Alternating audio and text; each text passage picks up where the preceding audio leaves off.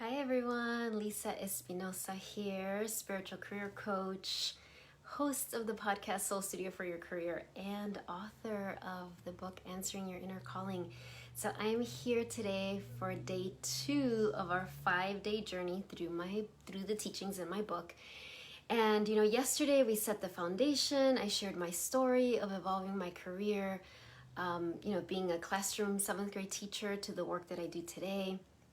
And talked about the soul qualities and the guiding principles of aligning with your soul's guidance. If you didn't watch day 1, it is recorded on my Facebook page, or you could go to my website, lisaespinosa.net, under free resources, soul videos, and you will find them there. So today, actually what I wanted to do first thing is, as I was looking through my book, I wanted to read to you the quote that begins my book. It's one of my favorite quotes. Hello, Lara Leticia. Is by Anais Nin. It says, "And the day came when the risk to remain tight in a bud was more painful than the risk it took to blossom." Right? And so really thinking about that the pain it required to remain tight in a bud was just greater than the risk it takes to blossom. And then my dedication of the book is for everyone who is ready to blossom. So if you are here watching this, if you connect with my work in any way, you are ready to blossom.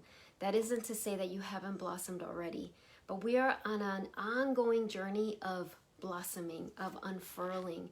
And when I first read that quote, it spoke so dearly to my heart, because people sometimes think that, like, if they see your life and they see that you've committed to following your soul's guidance, they see that you are being vulnerable, that you're having courage to keep moving forward, they often assume that there's no pain involved or fear involved or listen. Okay, that was weird. My screen just went black. Can somebody just say that you are still watching me? So, what I was saying, yes, and nothing can be further from the truth. It's actually scary. It can be very scary, as we talked about yesterday, to follow your soul's guidance. However, it is scarier. Thank you, Jill. It is scarier when you are here, when you finally decide to commit. It is more fearful to not commit. And so let me say that again. There is always fear, because our ego wants to keep us. Our ego believes that in order for us to be safe, we have to rely on our logic, and that we have to have the plan and the blueprint all perfect, and we follow those steps. Our soul is wiser than that. So when we're going to follow our soul, there will be fear. But what happens is there comes a point in your life where that fear, the fear of blossoming, the fear of being seen, the fear of following your soul, which often involves trusting the unknown, is actually less scary than staying stuck. That's what that quote means to me. And so if you're here, you are affirming and you're saying, yeah, I might be scared of following my soul's guidance, but I'm way more scared of staying stuck. And that's what practice number 1 in my book is about, the commitment practice. And so this practice is all about committing to your soul. And that's an ongoing process. It's not like you commit to your soul once and that's it. Just like any relationship that is meaningful to you. Think about if you're married, think about your partner, if you just best friends that you connect with, people that are really meaningful to you. That commitment, it's not something you can take for granted. Right? It's something you do ongoingly. You ongoingly keep committing to the relationship, even if you don't use that word.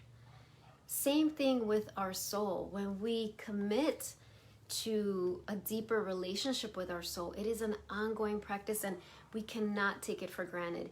Even if you think you are super spiritual, or you do all these things, read the spiritual books and you meditate and you do yoga and you eat healthy food and all of those things, that doesn't mean that you're fully committing to your soul. And I'm speaking that to myself as well, right? That it can be easy to kind of fool ourselves and think like, oh yeah, I'm committed to my soul, when in reality your soul is asking for more. And remember that when your soul asks for more, it is not because your soul is this stingy, selfish being. It's because your soul is so generous. And your soul knows that as you keep surrendering to your soul, you receive more blessings. That is always the case. That isn't to say that there aren't growing pains. And, that absolutely, that is part of the process. And tomorrow when we go over the practice on self-sabotage and all of our parts, I will talk about that. So I want to share in the beginning of that chapter, which is a chapter on committing to your soul. Hello, Donna. Hello, Makasia. Hey, Maureen. Good to see you. I share a story, actually an exercise that I'm going to invite you to do if you haven't, even if you've done it already, because I know some of you watching have been doing this work with me for years before my book came out. You were part of this process. And you might have done this exercise already, but I really invite you to do it again because it's different each time. So in the beginning of this chapter, I'm imagining my transition and, my death, like that, my final days. It's not a morbid exercise, it's not. And I describe, a beautiful scene. I'm older, I'm lying in bed, my adult children are there with their children. I'm just kind of imagining my end days. And it's not like a horrible scene or anything. There's a lot of joy, there's a lot of love. But I'm imagining it as if I didn't follow my soul's guidance, specifically to write. Then at that point was to finish writing this book. Now I'm writing book number 2 and creating all these other things. So I'm lying there looking at my children, looking back on my life with a lot of joy and love, but also feeling deep regret that I didn't commit to my soul to finish this book. And I'm recognizing that even though at the time I told myself that it was because I didn't have time or I had to take care of my kids or it wasn't perfect, I needed to keep working on it, I never finished it. And so I describe that pain of not having finished the manuscript, finished my book, finished my creations. In other words, followed my soul's guidance.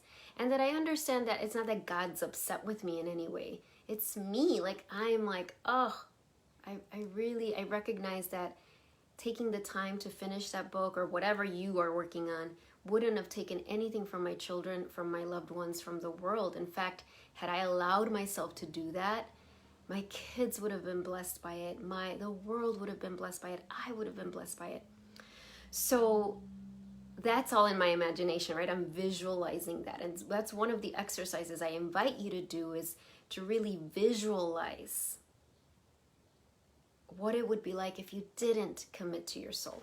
And then I write, I'm not going to read a lot, but I write here, I'll just read this paragraph right after that scene.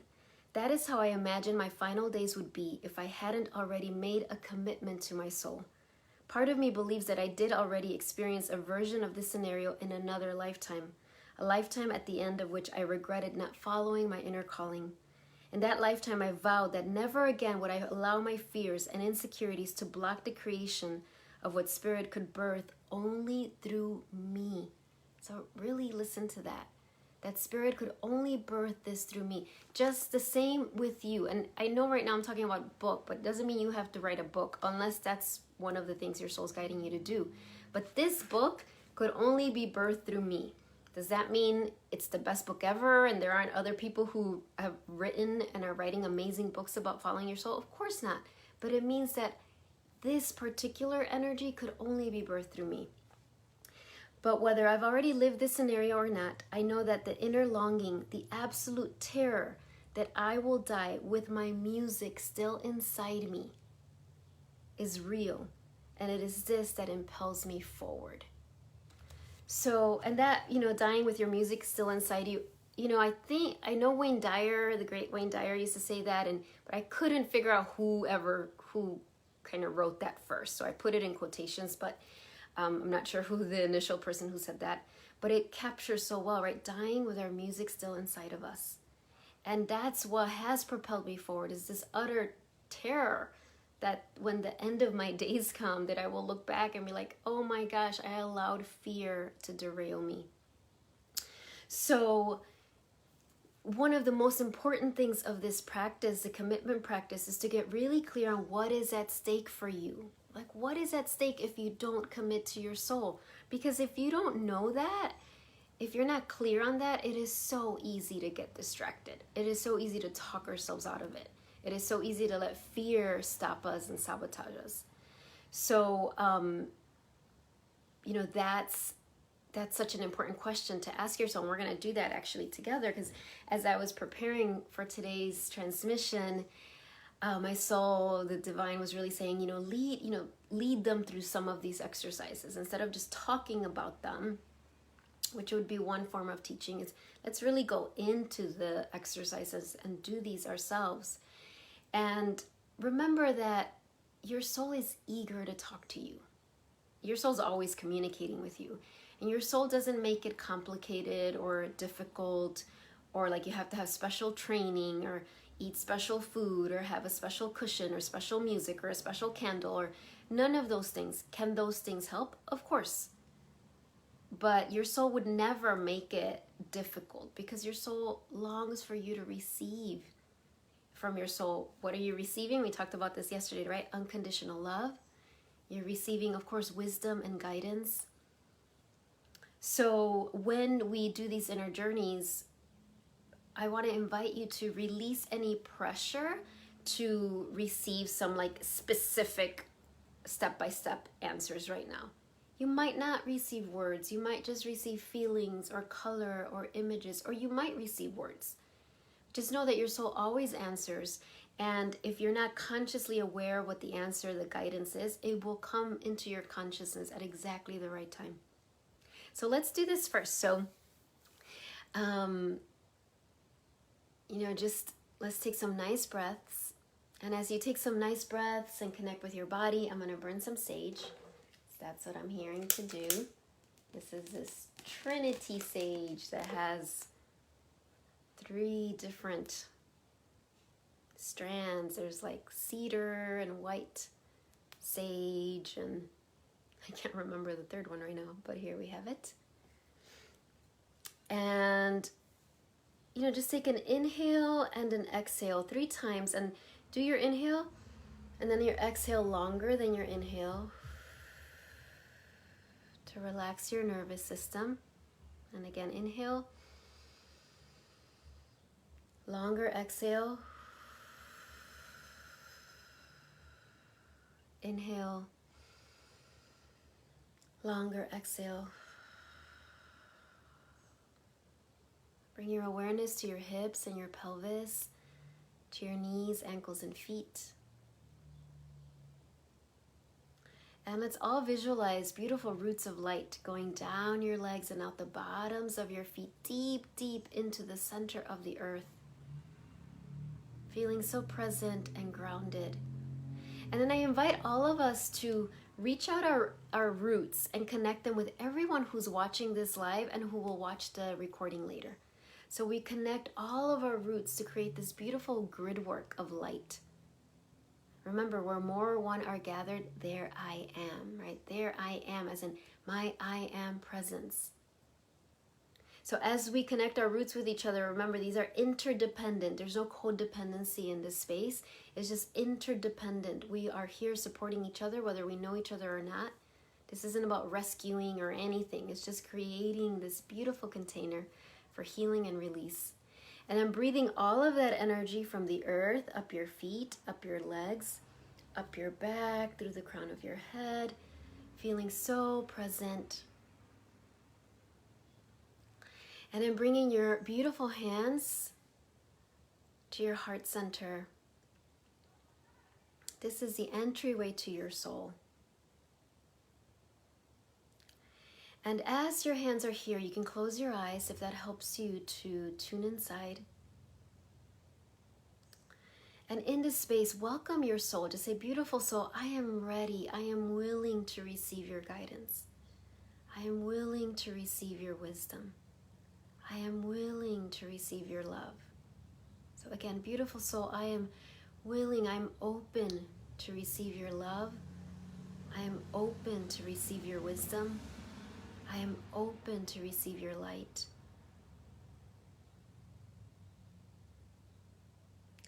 And then in this space, think of the word commitment. And thinking of, in your heart, an intention to commit more deeply to your soul. Whether you have been doing this for years and you know that you have been working diligently on committing to your soul, or whether this is the first time that you consciously think of that, or you're anywhere in between, wherever you are right now in your heart, just that pure prayer of, I am willing to commit to you more deeply, beautiful soul. I am willing to commit to you more deeply.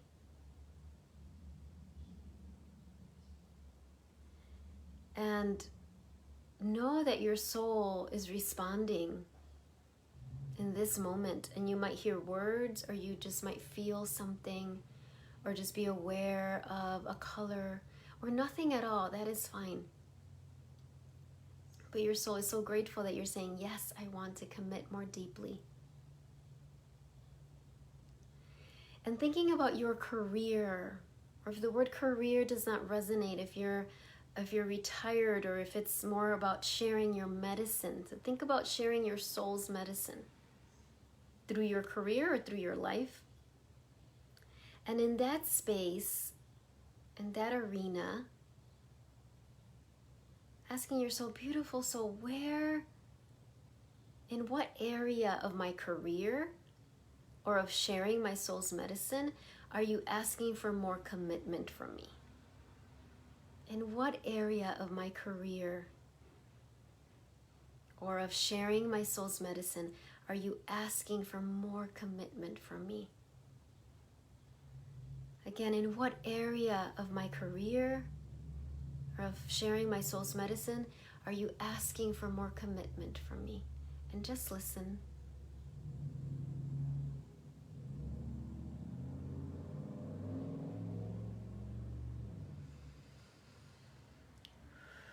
And then asking, what is at stake if I don't commit? What is at stake if I don't commit to committing to you more deeply? What is at stake? What is at stake? And just listen.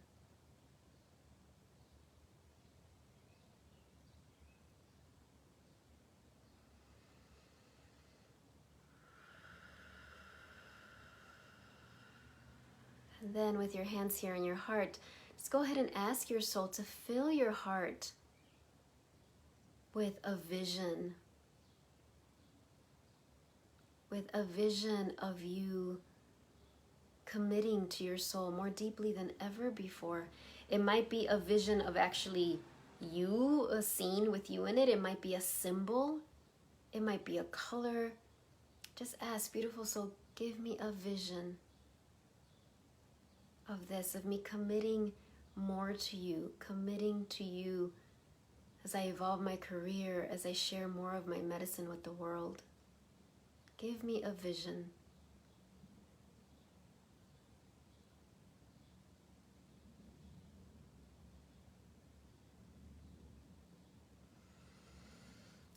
And then bringing the palms of your hands together, bowing to your beautiful soul, and see your soul bowing to you. And we bow to everyone watching this transmission.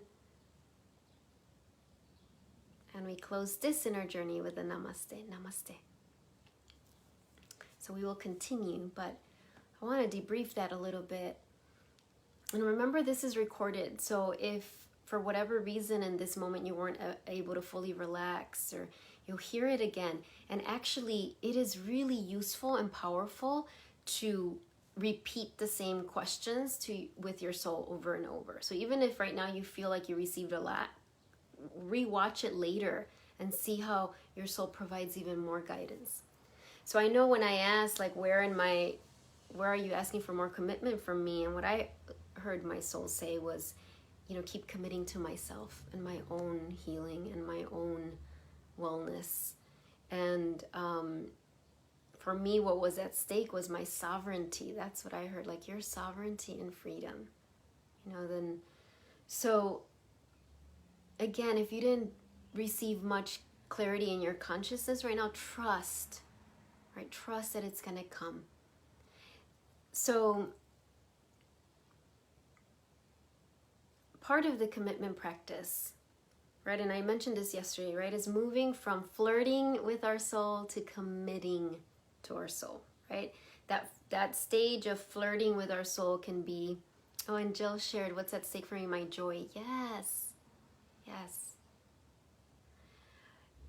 When we're flirting with our soul, it's like, we might dabble in all sorts of different soulful things. We might read some books. We might do all these wonderful things. There's nothing wrong with them. But it's like we have one foot in and one foot out. And please know that that's an ongoing process. That's why these are practices. Remember what I said. It's not like you commit and then that's it. I mean, I have committed to my soul over and over and over and over. And this year, my word for the year was committed. And I'm still faced every day. In fact, this week specifically, as I was trying to decide on enrolling in a certification process, that last year I was like, no way, this is not for me. And then my soul was kind of kept gently nudging me to it. And it was a very, like, just an inner process of really getting clear that this was what my soul wanted, and me having somewhat of temper tantrums about not wanting to do it. And I say that with so much compassion, right? Because it was just my humanity that was, first of all, had all these fears about it. And, we can have this like, almost like a rebellious teenager attitude towards our soul. Like, no, you can't tell me what to do. I know better, right? And which is normal.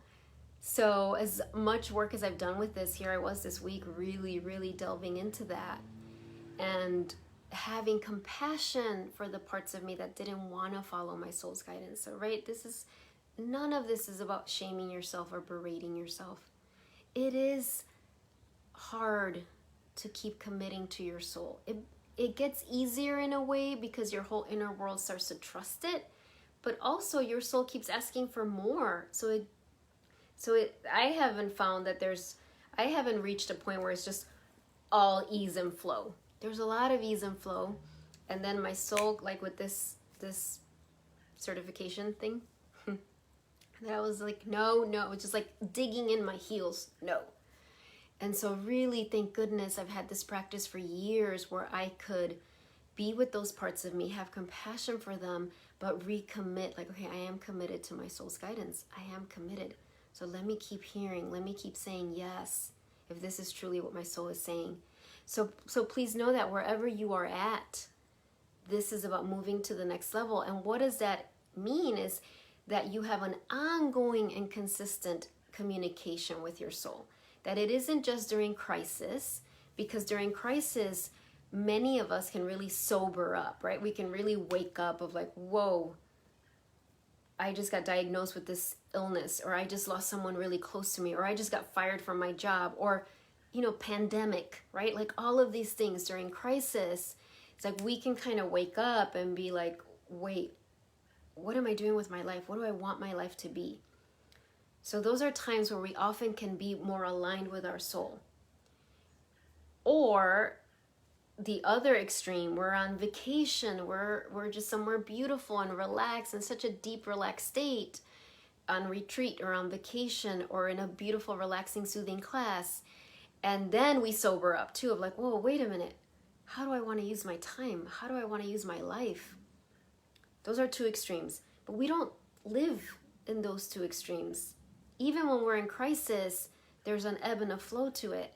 So with this practice, the commitment you're making is that you're going to keep that ongoing communication with your soul once the crisis passes and once the vacation is over. Is during the whole time. And again, it's a practice. So I talk about the interrupter rituals, right, in this chapter. And these are rituals that you do throughout your day that where you are connecting with your soul consciously. Of course, I said yesterday, your soul is always with you, and that is true. However, we can be so caught up by what's in front of us or our worry or all of that, that we're not open to our soul's guidance. It's like if you imagine your soul as this beautiful, just beloved friend who loves you, who is so wise, who has this higher perspective, and she's just standing next to you, kind of lovingly, sending you love and just kind of there because she's not pushy. I mean, she can nudge you, but she's not gonna, she honors your free will. So, if you imagine yourself going through your day like stressed and worried and trying to make the right decisions, and you have this amazing resource that is your soul, and you're just kind of ignoring her, right? So the interrupter rituals are moments during the day where you interrupt that sleepwalking that we can do to pause and say, oh gosh, wait, I am committed to my soul's guidance. Let me connect and receive. And these rituals do not need to take, in fact, they shouldn't take a long time, because this is something aside from any meditation practice you have, or if you don't have one, that's fine. So these are meant to be inserted throughout your day, 1 minute, 2 minutes, 3 minutes.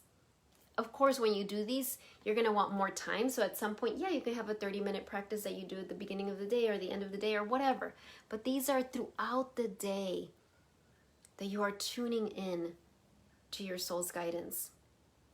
And one thing that's really profound for me as I write my second book, Birthing the Priestess Within, I've talked about, and if you did the novena with me, we talked a lot about being on the infinity point.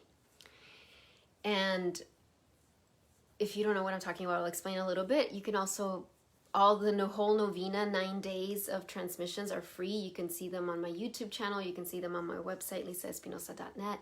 So I'll show you, because I'm being guided to share this right now. So this is the cover of my second book, and you notice that she is sitting on an infinity point.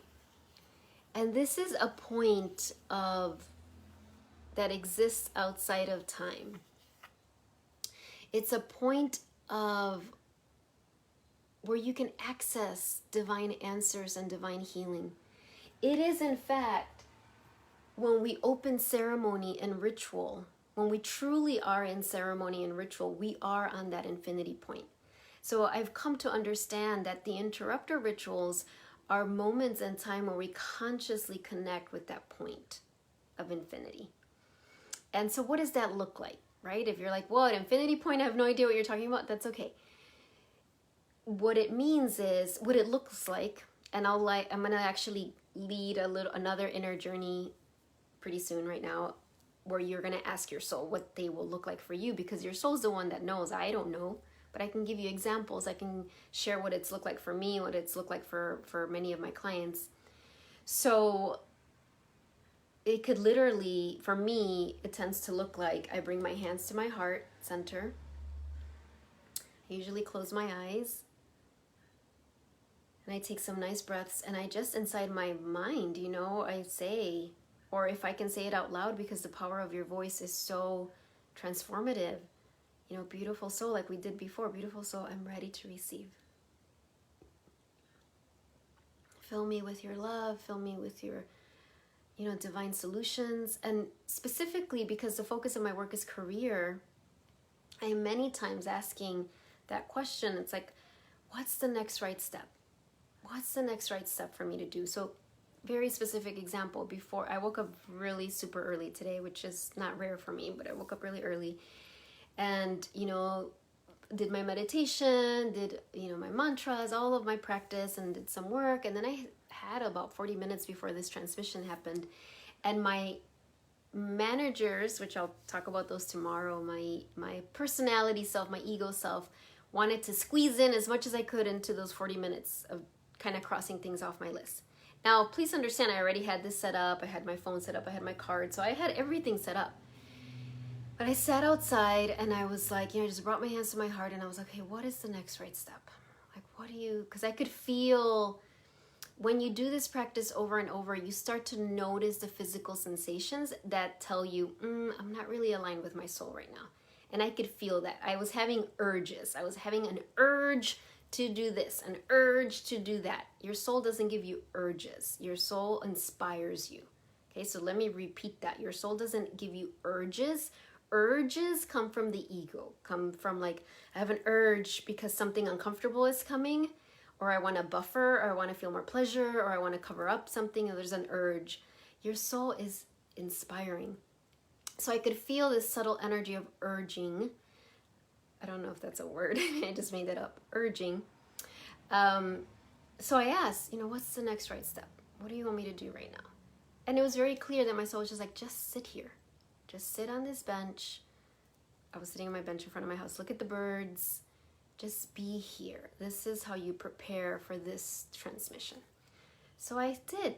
Now, were all my parts happy about it? At first, no. Some still wanted to get up and do, but I trusted, I practiced enough that I sat and I did that. And I was so glad because it brought so much. Eventually, I started getting so much clarity and space about what I wanted to share today. So that's an example.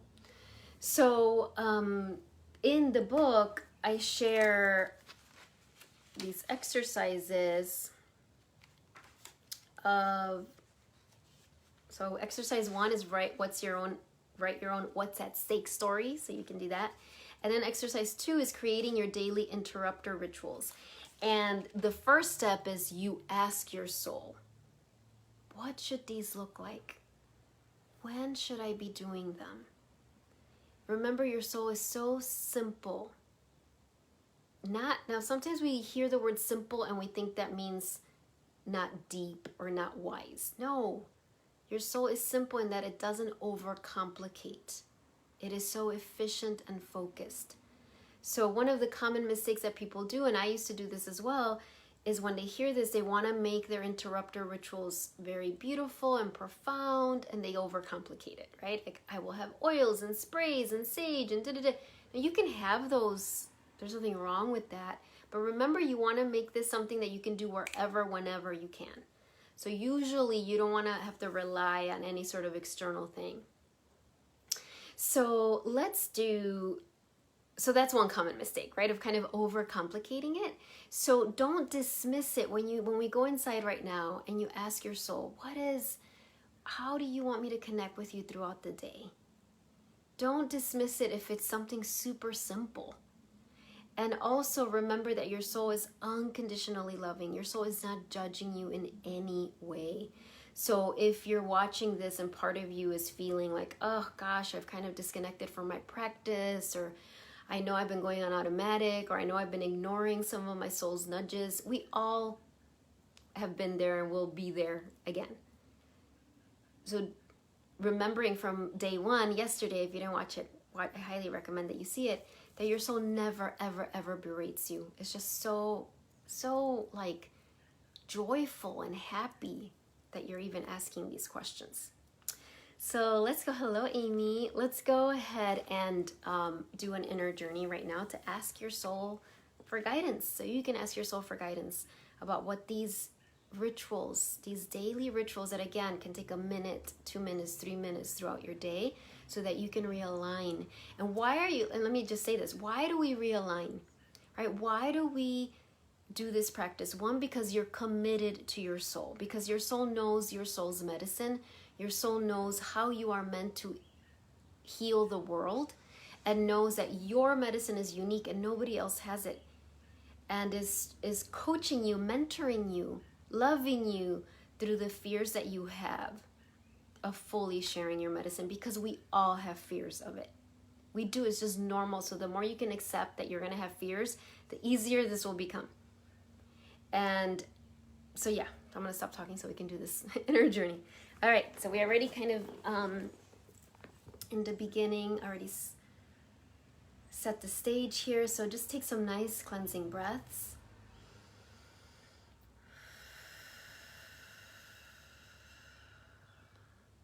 Bring your awareness to your lower body, to those energetic roots that we extended in the beginning of this transmission. So see those roots going down your legs, out the bottoms of your feet, deep into the earth. And then in this space, get so relaxed and comfortable. And I just see a beautiful circle of healing white, golden, pink light surrounding each of you who are here live and each of you who are going to watch this transmission as a recording, and surrounding our whole circle. So we are encircled in this beautiful golden white magenta light of protection, of grace, of healing. And I welcome the Divine Mother in all her forms here, specifically feeling Mother Mary, specifically feeling White Buffalo Woman, and Kuan Yin and Green Tara. So in this space, now bringing your hands over your heart center,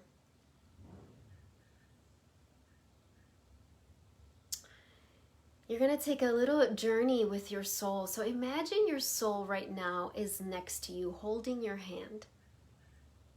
And your soul can look like anything, but right now I see your soul looking like you. Like your soul looks like you, maybe just some tweaks, like radiating light. And so your soul is holding your hand. And with your eyes closed, you're envisioning a typical day. And I know our days are not very typical right now, right? With shelter in place, there's a lot of changes.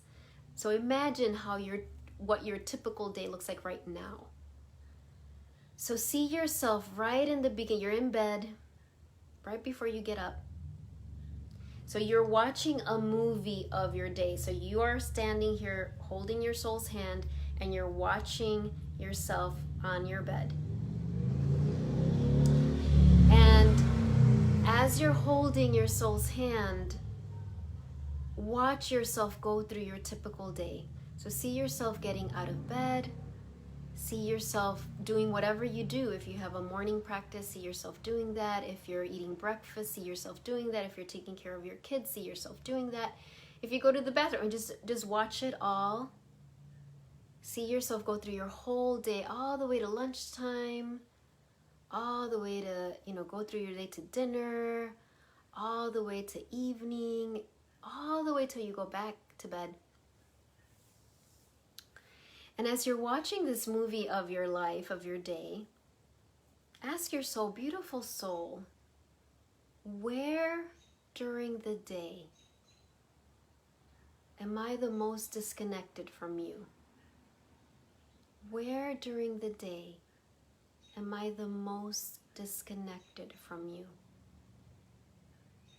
Where during the day am I the most disconnected from you?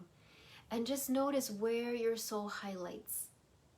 Remember, your soul doesn't judge. It's just showing you. And just see that. And then asking, beautiful soul, how can I bring more connection?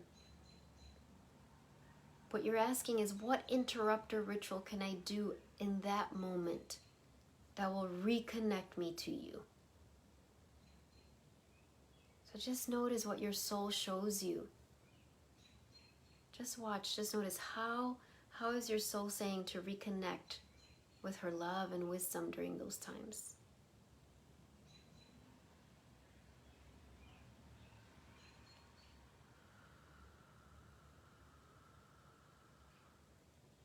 And as I'm here, I'm just hearing, I'm noticing just that a lot of those times of disconnect might be times when you're worried, or when you're feeling fear, or when you're feeling just disconnected and ungrounded for a lot of reasons, but also just what we're all, everything that's unfolding in the world.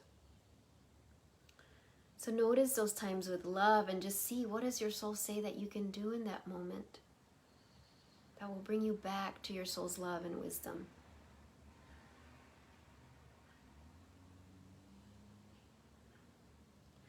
And as you're seeing your day, ask your soul, beautiful soul, is there something, a creative project, a class, an offering, a refinement of the work that I do, that you're guiding me to start working on during the day? Something that I'm not doing right now, something that I've been procrastinating on, something that I've been telling myself I just don't have time right now. That you're saying, no, it's time. Even if it's one little step at a time, it's time. So just see what your soul says. Again, your soul always talking to you with the greatest love and respect.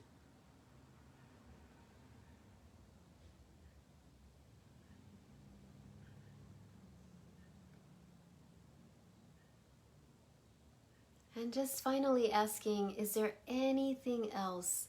Is there anything else you want me to know about these interrupter rituals, about how I can commit to you every day throughout the day?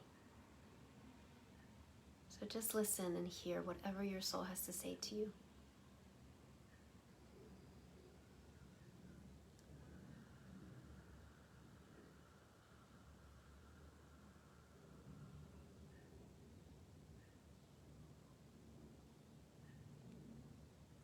And with deep gratitude, thank your soul. See your soul and see Mother Mary and Kuan Yin and Green Tara and White Buffalo Woman just kind of, I see them just blessing your whole day, every day, just like this beautiful light. And we ask them to send you reminders, send us reminders during the day so that if we forget and we're on automatic again, that we get this beautiful reminder of like, oh wait, let me pause, let me stop and connect with my soul. So we bring the palms of our hands together. Bow to your beautiful soul. See how your soul bows to you. And we bow to everyone here live, everyone watching the transmission. And we close this inner journey with a namaste, namaste.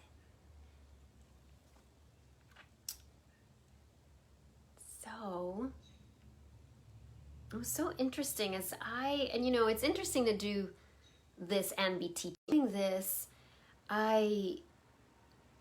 What kept coming from my interrupter rituals was just to pause during the day and just say, I just need your love, soul.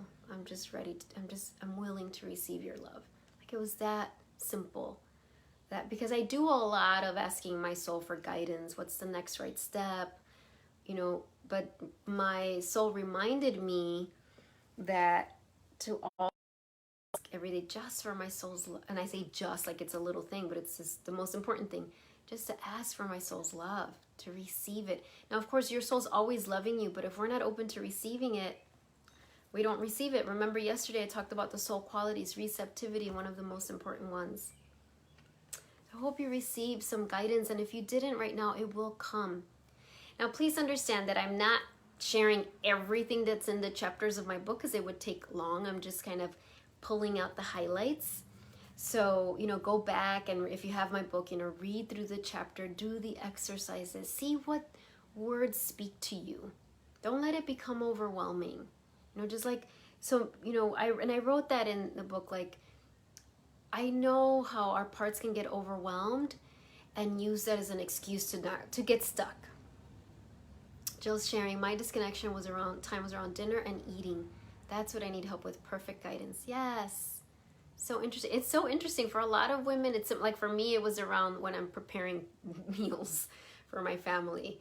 And I really, so I heard that I can disconnect often when that happens. So thank you, Jill, for sharing that. So what I was saying, when you look through the chapters or you're listening to these transmissions, just ask yourself, okay, what's the most important teaching for me from this right now? And let that be your guide.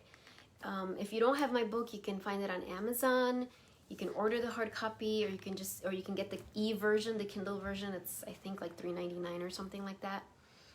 So I want to pull a few cards. Let me just kind of check in and make sure that I'm looking at my notes. I did write some stuff.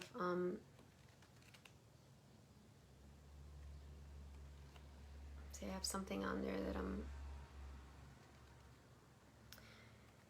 So I guess just to bring it back together is that like bring it all back. Like, how is this connected to your career evolution, right? This is connected because when you are saying, soul, lead my career evolution, you do that from the inside out. You cannot skip these steps. That is why when my clients come to work with me, yes, absolutely, do I help them with some of the practical things? Of course, but we can't start there.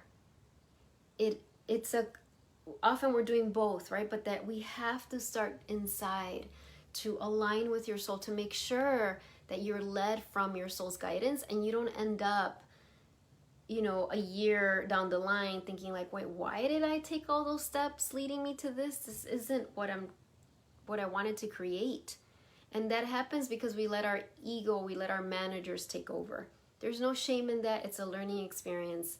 But that is why following your soul's guidance is the most efficient way to do it, even if at first it feels like you're slowing down, which of course leads to that whole teaching, slowing down to speed up.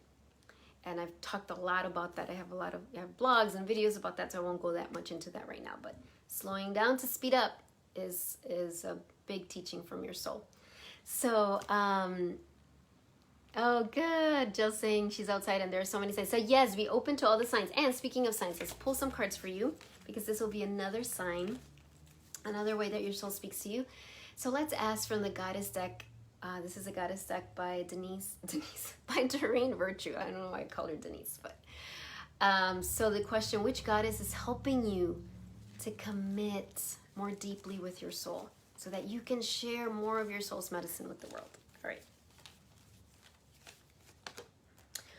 Perfect. Pele, divine passion. Be honest with yourself. What is your heart's true desire? And that question really means be honest with yourself. What is your soul really guiding you to do? Because your soul is always guiding you to do something you would love doing, even if it terrifies you at first. So look at this. So let me read it again.